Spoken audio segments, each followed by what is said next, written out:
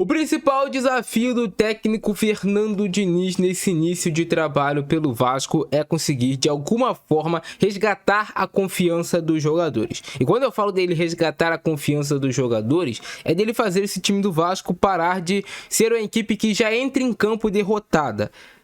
Esses jogadores do atual elenco do Vasco já entram em campo sabendo que vão perder. Eles já aceitam a derrota, eles só não sabem em qual minuto do jogo sairão os gols do adversário. Esse é o principal desafio, resgatar a confiança dos jogadores. Esses jogadores do Vasco, eles precisam mudar a mentalidade. Eles têm uma mentalidade perdedora. Para eles, perder já se tornou normal. Anormal é quando ganha um jogo, aí faz festa, vibra. Tem que se tornar normal você vencer partidas e anormal você perder. Pô, você perdeu o jogo, você tem que ficar muito chateado, muito bravo. E não é isso que acontece. Os jogadores do Vasco levam um gol, todos eles abaixam a cabeça e já esperam levar o próximo. Não buscam a virada, não tem atitude de homem. Essa é a verdade. Essa é a palavra que mais se encaixa. Então o primeiro desafio do Fernando Diniz, além de tática, além de qualquer outra coisa, é resgatar a confiança desses atletas. E se não tiver como resgatar a confiança desses atletas, utilize as categorias de base do Vasco. Utilize a base do Vasco. Não é que o Vasco tem jogadores na base que são extra classe, extremamente excelentes, que vão resolver os problemas do clube, mas serão um fator novo. Vai criar algo novo ali no Vasco. Precisa dar essa chacoalhada. Isso aconteceu na temporada passada, quando o Vasco se encontrava em uma situação similar, no qual perdia jogos em sequência. Deu uma chacoalhada, colocou ali 3, 4, 5 jogadores da base, o time levantou um pouco. E alguns jogadores que eu falo para vocês que precisam sair do Vasco, o primeiro é o goleiro Léo Jardim. Se as notícias vinculadas na mídia forem verdade, que recusa renovação de contrato com o Vasco, que o Léo Jardim, em algum momento, o empresário dele, pensou em não entrar em campo diante do Lanús nesse jogo de terça-feira, pelo fato do goleiro ter uma renovação automática com o Vasco, se ele não entrar em campo, é o primeiro a ser chutado, por toda a ingratidão com os torcedores do Vasco. É o primeiro porque, assim, cara, coloca o goleiro reserva, Daniel Fusato. Com certeza não é um nível abaixo do Léo Jardim, deve ser do mesmo nível. O goleiro que a gente fica endeusando. Outro jogador que não tem condições de continuar no Vasco, pela sua valência física, se a gente pode dizer, é o lateral esquerdo Lucas Piton. Lucas Piton, que para muitos é considerado um grande lateral, para quem não assiste jogos do Vasco. Para quem já assiste, nós que somos torcedores, sabemos que o Lucas Piton é um lateral muito ruim no jogo aéreo defensivo.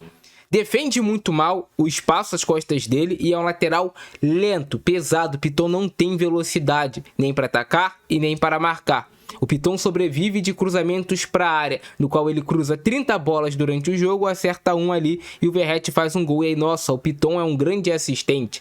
O Vasco, um time de futebol atualmente, não pode ter um jogador como o Piton no seu elenco, um jogador que não marca, um jogador que fisicamente é muito fraco. Ele não tem velocidade para ser lateral. O Piton não tem velocidade para ser lateral. Em outra posição, por exemplo, se ele jogasse de camisa 10 no meio de campo, dependendo do time que ele jogasse, ele não precisaria ter uma intensidade tão forte assim de jogo. Mas na lateral você tem que marcar pontas rápidos e velozes. E o Piton não consegue. O Piton é facilmente batido por qualquer pessoa que consiga correr. Qualquer pessoa que coloca a bola na frente e dê o tapa na frente e seja mais rápido que ele vai perdendo a velocidade. O Piton não é mais rápido do que uma lesma. Então o Piton é outro jogador que o Vasco negociou o Leandrinho, por uma merreca. Negociou o Leandrinho por uma merreca, que era um lateral que tinha deficiências técnicas, mas que era muito jovem, poderia evoluir. Manteve o Vitor Luiz, que é horroroso no elenco, e manteve o Piton, que não aguenta correr. Então é outro problema ali para o Diniz ter que resolver, reinventar essa lateral esquerda do Vasco, já que o time não tem dinheiro para contratar. Se o Vasco tivesse dinheiro para contratar, seria muito fácil de resolver esses problemas, Outro grande problema do Vasco é o sistema defensivo. Como o Diniz vai resolver o sistema defensivo do Vasco? Trocando peças, mantendo essas peças. O Vasco não tem o Lemos lesionado, o Vasco não tem o Lucas Freitas lesionado. Tem o Luiz Gustavo que dá alguns sinais bons durante os jogos, mas também dá alguns sinais muito ruins. É um jogador jovem, inexperiente, que está vivendo aí um momento no Vasco que, cara, tá tendo a oportunidade de jogar. E o João Vitor é um jogador que o Vasco precisa negociar. O Vasco precisa trazer um zagueiro melhor do que o João Vitor. O Vasco precisa negociar o João Vitor urgentemente. Vender o João Vitor. Cruzeiro quiser levar o João Vitor? Leve. João Vitor não tem perfil de zagueiro. João Vitor é fino, a estrutura dele corporal. É um zagueiro que perde no corpo para qualquer atacante. É um zagueiro que se posiciona mal. É um zagueiro que erra muito e não dá para jogar no Vasco. Seria até bom para esses jogadores procurarem novos ares também. Vai que eles se reinventam na carreira em outro lugar. Outro problema que tem o Vasco é a lateral direita, porque o Paulo Henrique é um jogador muito forte fisicamente, mas é um jogador que tecnicamente deixa a desejar. O Puma é um jogador sonolento em campo, que não marca ninguém. É outro jogador sonolento, que demora para dominar uma bola, demora para perfilar o corpo, não tem 1 contra 1, é um jogador assim que também já passou de irritar o seu torcedor. Então são muitos problemas para o Diniz resolver, ele tem que ser realmente mágico. E aí vem a questão do meio de campo. O Vasco tem muitos volantes no seu elenco, mas nenhum desses volantes consegue se firmar. Não consegue dar sequência a esses volantes do Vasco. Então é mais um desafio, o Diniz encontrar uma dupla de volante. E aí vai aquela coisa. O Vasco precisa ir ao mercado e contratar. E aí você vai ter dinheiro de onde se você quer manter o associativo no clube, hein, Pedrinho? Vai tirar dinheiro de onde? É? Você quer manter o associativo no Vasco, não quer? Tá aí o Vasco associativo, é lindo esse Vasco associativo. O Vasco não consegue competir hoje financeiramente contra um Vitória. Financeiramente, se o Vitória e o Vasco tiver interesse no mesmo jogador, é capaz do Vitória ter mais dinheiro do que o Vasco. E aí você pega o tamanho de torcida de cada clube, você pega a dimensão de cada time. Cara. E aí, outros problemas que tem o Vasco. Ponta direita. Porque o Ryan tá jogando de ponta direita, um jogador que não gera jogo, um jogador que tem dificuldade de girar o corpo, tem dificuldade de tabelar. O que aconteceu com o Adson? Será que o Adson se tornou tão ruim assim ou estão colocando o Ryan pra jogar porque querem vender ele? Querem valorizar o Ryan? Desculpa te avisar, vocês estão desvalorizando o jogador. Porque é uma atuação pior do que a outra. Outro grande problema do Vasco, camisa 10. O Felipe Coutinho não tem intensidade pra jogar. É essa intensidade só que o Coutinho consegue aguentar durante as partidas? Não dá. No futebol atual você tem que ter jogadores fortes fisicamente. Você tem que ter jogadores que tenham um mínimo de velocidade e aguentem jogar. Não dá. E aí o reserva dele, quem é o reserva dele? É o Payet que tá machucado, vai renovar com o Payet? Provavelmente não vai. Também é outro jogador que não tem intensidade pra atuar aqui no futebol brasileiro mais, porque tá velho. E outro problema pro Vasco, não tem um centroavante pra brigar posição com o Verratti. Então o jogo do Vasco fica extremamente travado.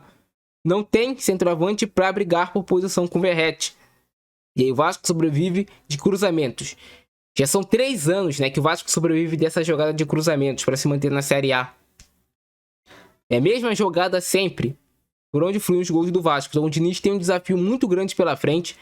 Eu falo para vocês, é o maior desafio da carreira do técnico Fernando Diniz, treinar esse Vasco e levantar o Vasco.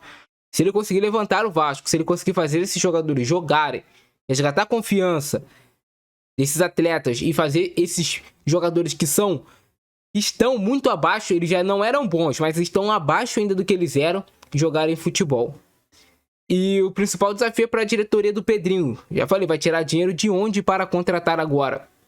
De onde sairá o dinheiro do Vasco? Outro questionamento ao presidente do clube, ele sabia que essa sequência, fora de São Januário, seria muito difícil. Por que o Pedrinho teve a atitude de vender o mando de campo para o Flamengo? O Flamengo praticamente comprou o mando de campo do Vasco, cedendo alguns jogos para o Vasco no restante do ano, no Maracanã. Então o Flamengo comprou esse mando de campo do Vasco. Essa é a verdade. O Pedrinho se vendeu para o maior rival do Vasco. Quando o Vasco tinha um liminar para mandar o jogo em São Januário, ele quis mandar o jogo no Maracanã. O Vasco não ganhou do Flamengo. O outro jogo do Vasco no Campeonato Brasileiro foi contra o Palmeiras, que seria também em casa, em São Januário. Era jogo pro Vasco ganhar. Pro Vasco pelo menos pontuar contra Flamengo e Palmeiras. Se o Vasco perdesse um e ganhasse o outro, cara, era 3 pontos. É melhor do que você empatar um e perder o outro. Ele vendeu o jogo para o Palmeiras, cara. Não para o Palmeiras em si, mas sim beneficiou completamente o Palmeiras. Colocou o jogo para Brasília, onde o Vasco nunca ganha. Isso é a atitude de um presidente que representa isso aqui. Não é atitude. Não me venha com desculpa financeira, cara. Nada. Cara, o Vasco pode estar com as finanças em dia. Não importa de nada se o futebol não tiver minimamente bem. Quando eu falo minimamente bem, cara, a gente não tá nem pedindo o Vasco campeão nesse momento. Era o Vasco, cara, ganha um jogo, perde outro, empata, mas ganha o próximo. não só derrotas. Então o Pedrinho, ele se afundou sozinho nas tomadas de decisão dele, que me fazem muito pensar se não é mal intencionado, porque eu avisei aqui, qualquer torcedor que é consciente, que não é baba-ovo do Pedrinho, sabia que o Vasco, vendendo os mandos de campo, ficaria muito prejudicado, porque o Vasco só pontua em São Januário. Essa é a verdade. E mesmo assim ele tomou essas atitudes. Ele havia criticado a 777 por vender mando de campo, ele fez a mesma coisa.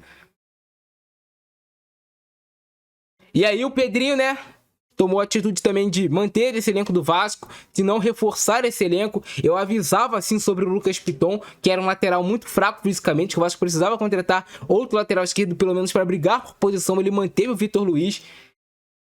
Então, a montagem de elenco do Vasco foi ruim. A tomada de decisão do presidente do clube na hora de tomar decisões firmes que um homem precisa tomar foram ruins. Um cara experiente, com a idade que o Pedrinho tem, ele não sabia que o Vasco teria dificuldade jogando fora de São Januário. E aí, para completar todas as atitudes do Pedrinho, no final das contas, ele resolve fazer o quê? Colocar o Vasco aqui chegando ao Rio de Janeiro depois de perder lá pro Vitória com um jogador a mais praticamente o jogo todo. O Vasco chega ao Rio de Janeiro em um ônibus escondido, né? Um ônibus camuflado, não chegou no ônibus do Vasco ali, né? Os jogadores desceram do avião, não entraram no ônibus do Vasco, entraram no ônibus para tentar fugir. Com certeza ligou ali para a polícia fazer o policiamento e pediu, né, para ser incisivo ali, como eles foram, né, atirando bala de borracha, querendo bater em torcedor. Agora, prender bandido, prender marginal que tá na rua não pode, né? Não pode. Aqui é onde eu moro, porra, é um assalto a cada segundo, irmão. E cadê o policiamento aqui? Cadê para prender bandido, para atirar em bandido? Não pode. Vocês não fazem isso. Mas para agredir torcedor, ok. Cadê o posicionamento dos políticos que se dizem vascaínos? Também não tem. É isso, cara. O Vasco, nesse momento o Vasco já está rebaixado no Campeonato Brasileiro. Se o Vasco não cair, vai ser um milagre. Mas o Vasco, nesse momento, o Vasco já está rebaixado no Campeonato Brasileiro. Pelas atitudes do seu presidente e pela atitude dos seus jogadores fracassados. Frouxos. Que não conseguem ter atitude de homem. São apenas, sabe, covardes, derrotados. Isso quem tá dizendo não sou eu. É vocês que dizem com a atitude de vocês dentro de campo. É aquele velho ditado, não adianta o que você fala, né? O que você fala, pô, falar é muito fácil. É muito bonito você falar. O negócio é você executar. O Pedrinho nunca executou o que ele sempre disse, que ele é vascaíno. Todas as atitudes do Pedrinho não dão a entender que ele é vascaíno. Não dão a entender que ele está preparado para assumir um cargo de presidente do Vasco da Gama. Ainda mais o clube no pro fundo do poço. E aí surgem notícias de pessoas falando que já tiveram se interessados na SAF do Vasco, o Pedrinho não quis vender ou não deu ideia. É uma série de notícias assim, sabe? Que vão colocando o Vasco no fundo do poço. E aí agora surgiram notícias, né, do Fluminense Strong falando que o Guga, né, foi oferecido ao Vasco e o Diniz não quis a contratação do jogador. Também tem notícia sobre Lima no Vasco. Eu não acredito em nenhuma dessas notícias não, cara. Pra mim é tudo só, sabe, pra gerar conteúdo, gerar mídia. Mas é isso, cara. Esse foi o meu vídeo de hoje. Vocês gostaram, né? Infelizmente a gente tá sofrendo. Parece que é um sofrimento sem fim que não acaba nunca, cara, sabe? Assim, é um loop infinito de anos e anos. Todo ano a gente pensa, agora esse ano vai ser melhor. E o ano consegue ser pior do que o outro. E outra, só pra completar. Nós, torcedores, por muito tempo aqui do Vasco, nos acostumamos com merda. Então a gente tem um centroavante que não sabe tocar um passe de 3 metros, a gente se contenta com isso porque ele faz um gol de cabeça.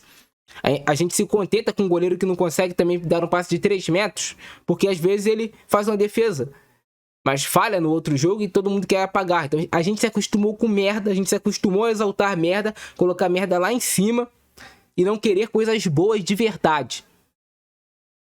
A gente se acostumou com isso no Vasco. A gente precisa cobrar por coisas boas. Não por merda que dá certo por um momento.